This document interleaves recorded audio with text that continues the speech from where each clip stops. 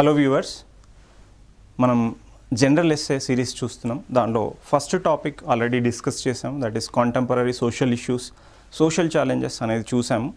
ఇది second topic. దీనిలో మనం issues of economic growth and justice. So ఈ టాపిక్లో మనం విల్ సీ 2 మోడల్ ఎస్సేస్ చూద్దాము.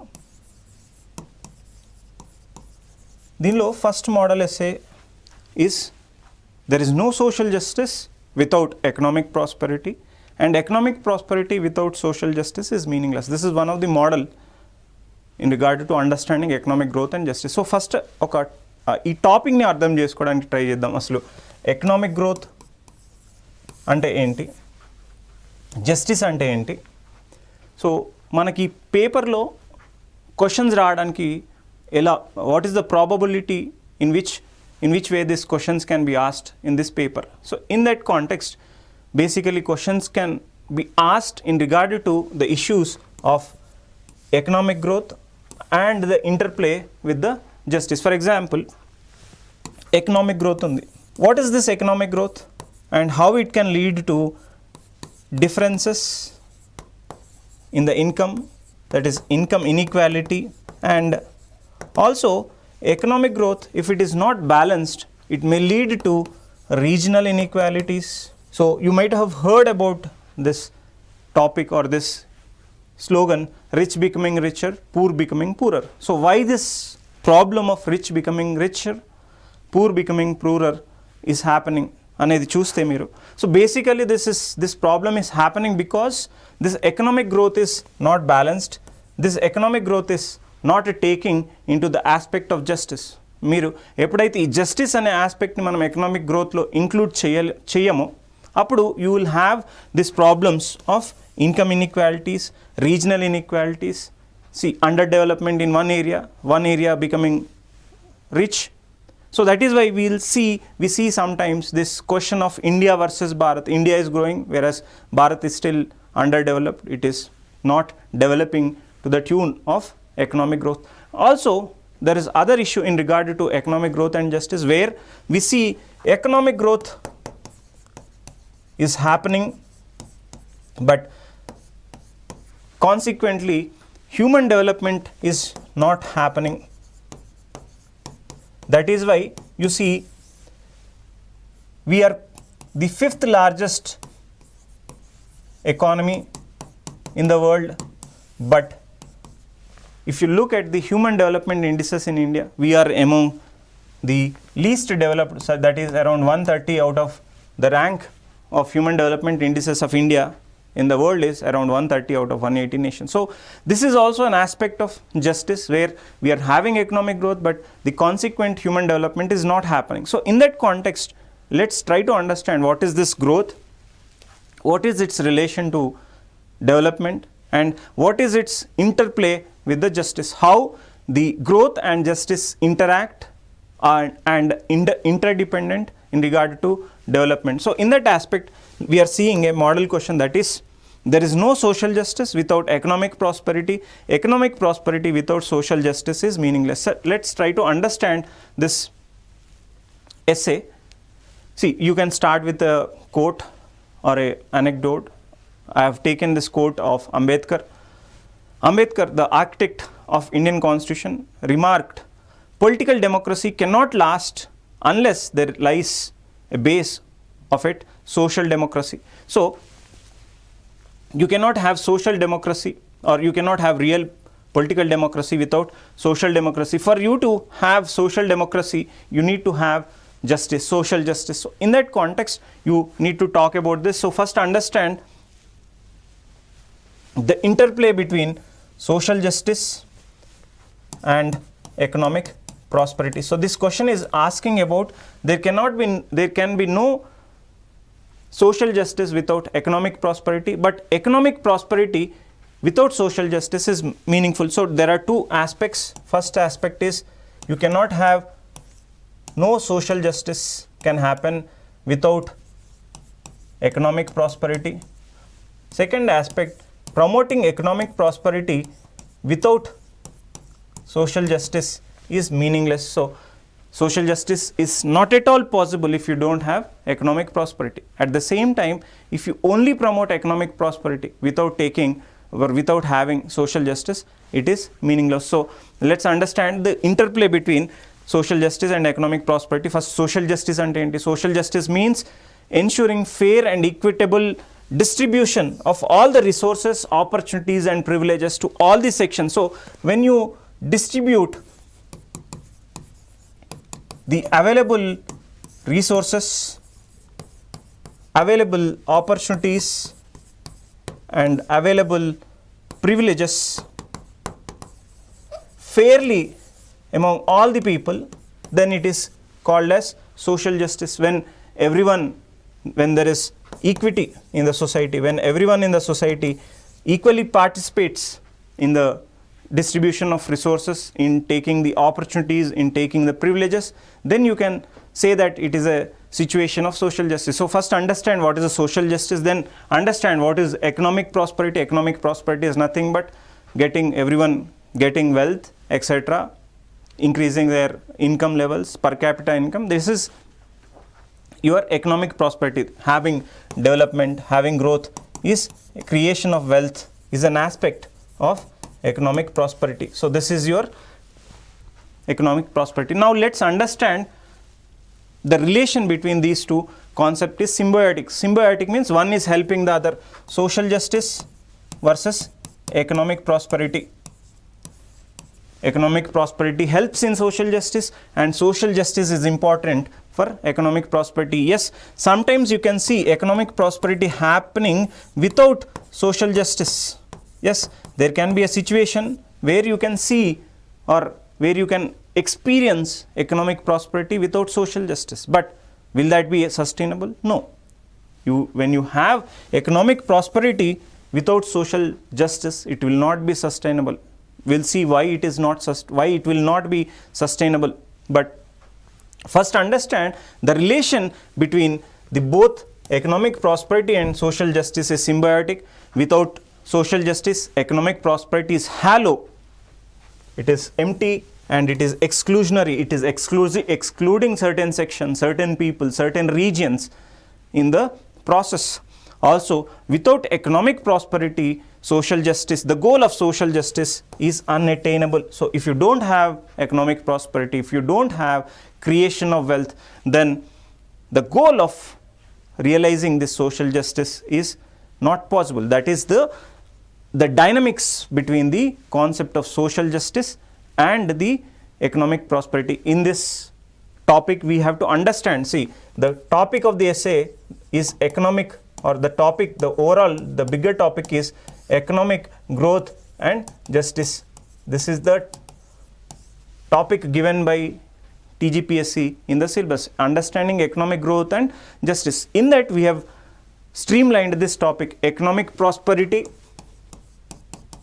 and social justice. So the similar relation between whatever is the relation between social justice and economic prosperity also lies between the justice and economic growth. The same symbiotic relation exists between the economic growth and social justice. So when you understand the relation between economic prosperity and social justice, you will also get to understand the relation between economic growth and the justice. So this is a symbiotic relation, one helping the other. This social justice helps economic prosperity helps social justice. How and why, we will see.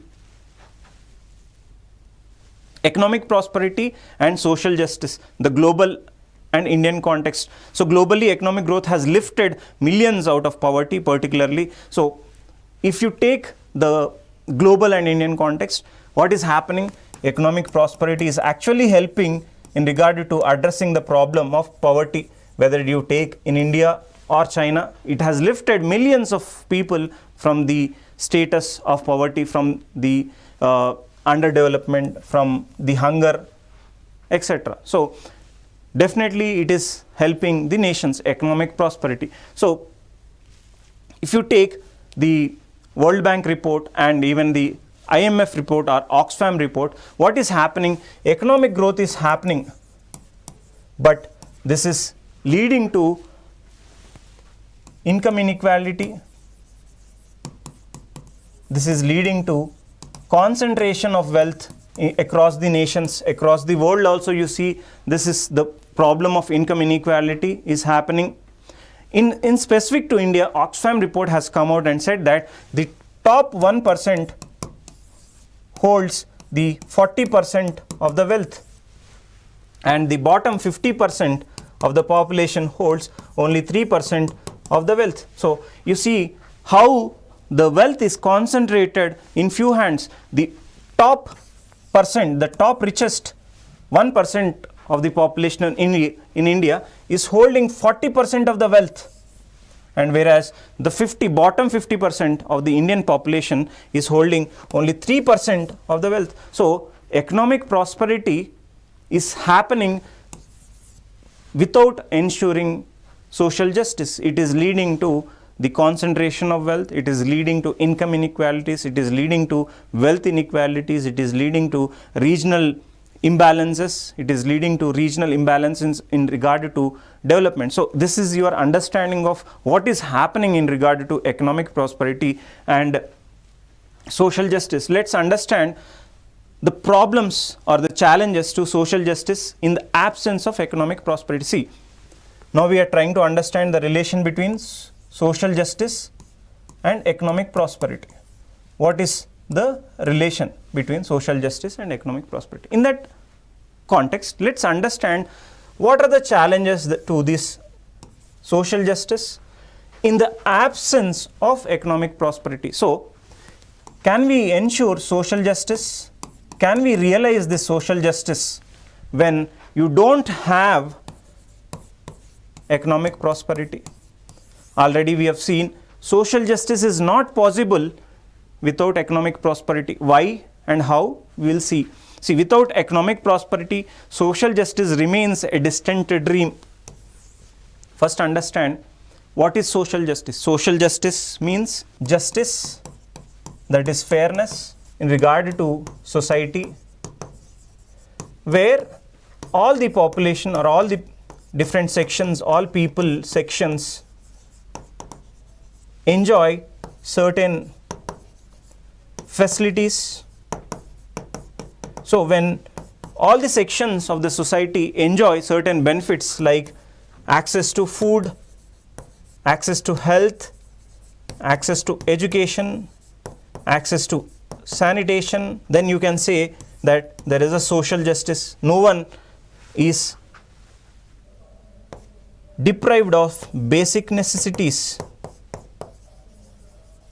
So understand what is social justice. Social justice is a status or a state where everyone, all the sections of the society have access to basic needs, basic amenities. When everyone in the society gets access to these basic needs, then you can say that there is a social justice. Then if there's no such availability, when people are deprived of these basic amenities, when you see a lot of poverty, when you see lack of health care, when you see lack of education, when you see lack of access to food, hunger is there. So if that situation is there, then you cannot say that situation is the status of social justice. Then you say that there is no social justice in the society. When you see these things happening, when people access these basic amenities, basic services, then you can say it is a status of social justice. But to achieve this social justice, how can you achieve this social justice? How can you ensure food security? How can you ensure health care? How can you ensure good education, quality education, or other basic services, for example, social security to the old age, work for the poor? How can you ensure all these things? These are all your aspects of social justice. But how can you ensure food security? How can you implement National Food Security Act? How can you ensure healthcare? How can you ensure good education to the people? You can ensure this only when you have economic prosperity. If you don't have economic prosperity, that is, if you don't have creation of wealth, then you cannot really provide these services to the people. So in that context, you understand that economic prosperity becomes the base for social justice. See, this is the base. Economic prosperity is the base for social justice. Only when you have economic prosperity, that is creation of wealth, only then you will eventually realize social justice. So this is the first understanding of the relation between economic prosperity and social justice. When you create wealth, when economic prosperity happens, when there is economic growth, when there is increase in GDP, then only there is a possibility for social justice. So this is the first aspect of the essay. Let's understand the second aspect, the importance of social justice for the sustainable economic prosperity. So first of all, we have understood the importance of economic prosperity to the social justice. Social justice untene economic prosperity untene social justice anedi possible avutadi anedi mundu slide lo ardham cheskunnam. Now ఇప్పుడు ఏం అర్థం చేసుకుందామంటే, how is social justice important for your economic prosperity. ముందు economic prosperity యొక్క importance to the social justice అనేది అర్థం చేసుకున్నాం. ఇప్పుడు సోషల్ జస్టిస్ యొక్క ఇంపార్టెన్స్ ఏంటి ఎకనామిక్ ప్రాస్పరిటీకి అనేది అర్థం చేసుకుందాం. The importance of social justice for sustainable economic prosperity. At the same time, economic prosperity without social justice is meaningless. So essay lo kuda em chepparu, economic prosperity without social justice is meaningless because it fails to create inclusive growth. See, you are having, assume that you are having good economic prosperity. Prosperity is there. This creation of wealth is happening, but in this creation of wealth, in this economic prosperity, in this GDP growth that is happening, is there social justice anedi unda deenlo anedi ardham cheskondi. Ippudu if you don't have social justice, that is, even though there is growth, there is development, or even though there is growth, creation of wealth is there, but it is benefiting only few sections ankondi. If it is benefiting only few sections of the society, then it leads to non-inclusive growth, or it leads to the issue of concentration of wealth. That is what the Oxfam report is saying, that the top 1% is holding the 40% of the wealth. This is the issue. If you have economic prosperity without ensuring social justice, then leads to concentration of wealth. And this is the example from Oxfam report, that is first the top 1% is holding 40% of the wealth. So now the essay is saying that this is meaningless, this is hollow, this is exclusionary. Why? Because basically it is not sustainable. If you have economic prosperity without social justice, it is not sustainable. Why? Because see, in the history, if you see, wherever you have prosperity, wealth which is concentrated in few hands, it has eventually led to revolutions and has stopped or hindered this process of creating prosperity. You see why Naxalism has come in India and even in Telangana, why there's 1946 Telangana armed struggle, why there is 1978 80 Jagityala Sirsila anti-landlord struggles, and then after that rise of Naxalism in Telangana, because there is concentration of wealth in the few hands, and that concentration of wealth in few hands is meaningless because it is not sustainable. Eventually this kind of economic prosperity will eventually lead to revolutions in the society. It will lead to societies where crime increases, where revolution increases, where the extreme ideologies become attractable to the people. That is why people turn towards these extreme mentalities, extreme ideologies, eventually undermining the growth process, eventually undermining this creation of wealth. That is why we are saying that economic prosperity without social justice is meaningless, is hollow and exclusionary. So let's understand that is the rise of left-wing extremism, underdevelopment in underdeveloped and marginalized areas is a direct result of economic inequality and social injustice.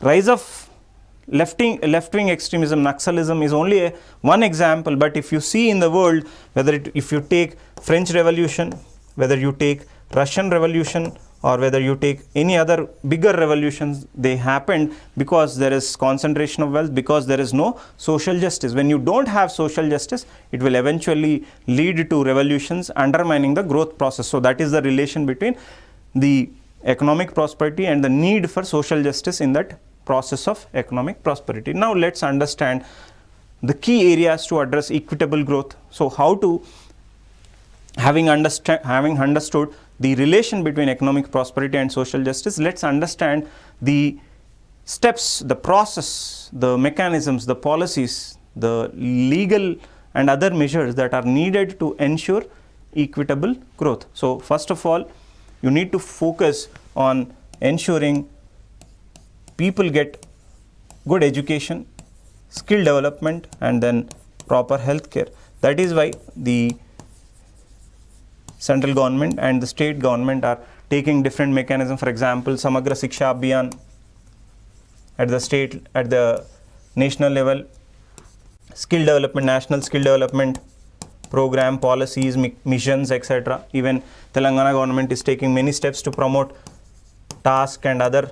Even recently, skill university is being brought in by Telangana government to promote this skill development. And also in education also we are trying to promote the midday meal scheme, basically trying to promote 𝗧𝗦𝗔𝗧 𝗚𝗫 to the full extent. Okay, even healthcare, 𝗳𝗶𝗺, even Ayushman Bharat at the central level, 𝗳𝗶 at state level. So different governments are taking different mechanisms, policies to promote this issue of to promote this concept of social justice by bringing all these different social mechanisms, social welfare schemes through which we are trying to promote social justice. Healthcare, Ayushman Bharat, 𝗳𝗶𝗺, etc. is being promoted. So gender equality. So gender equality is also an aspect of social justice. So what are we trying to do to promote this gender equality? Then social safety nets, you see asara pensions, etc. were being promoted or are being given to the vulnerable sections, the disabled, the old age, etc. So why are we giving this? This is a process of promoting social justice. Even the central government is promoting this, state government is promoting this. So this is also an aspect of promoting social justice. Recent policy initiatives, national education policy, the Telangana government, etc. is also, Telangana government has also recently taken many measures. Just now I've talked about creating skill university. Earlier government was focusing on task and other things. So even the recent governments are promoting nutrition in regard to promoting breakfast, giving breakfast to the students. So this is also a recent measure. Okay, the different Abhaya Hastam is also, you can say that, an aspect of social justice where we are trying to provide farmers, benefits to farmers, women, etc., the poor, etc. So you can talk about all this in regard to what the government has done in recent times to promote this aspect of social justice.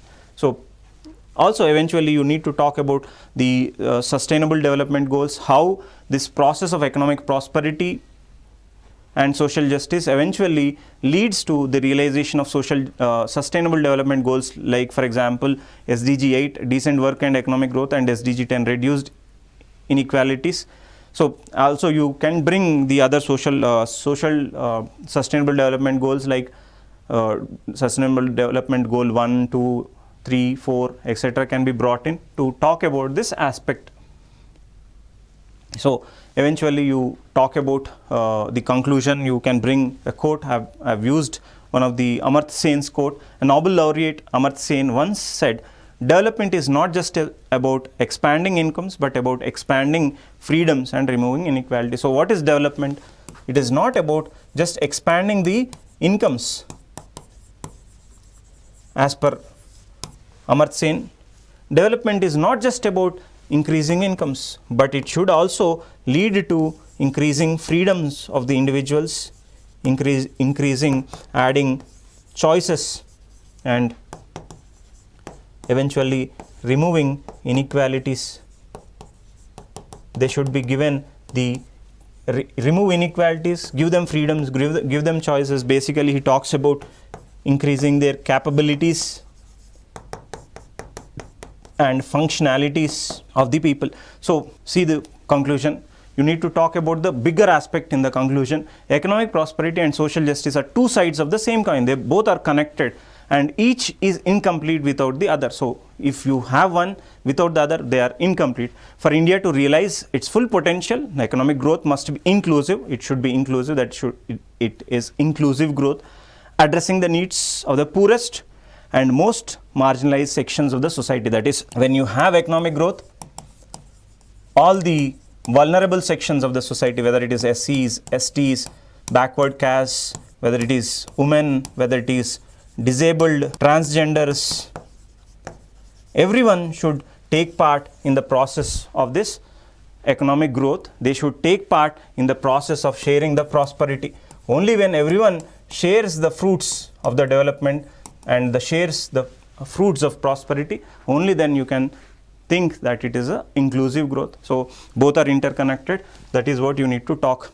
At the same time, achieving social justice requires a foundation of economic prosperity that enables investments in education, healthcare, and infrastructure. So, you talk about that, and then only by addressing these dual challenges can we ensure a future where economic development is meaningful, sustainable, and just for all. This is one example of essay in regard to the economic growth and justice.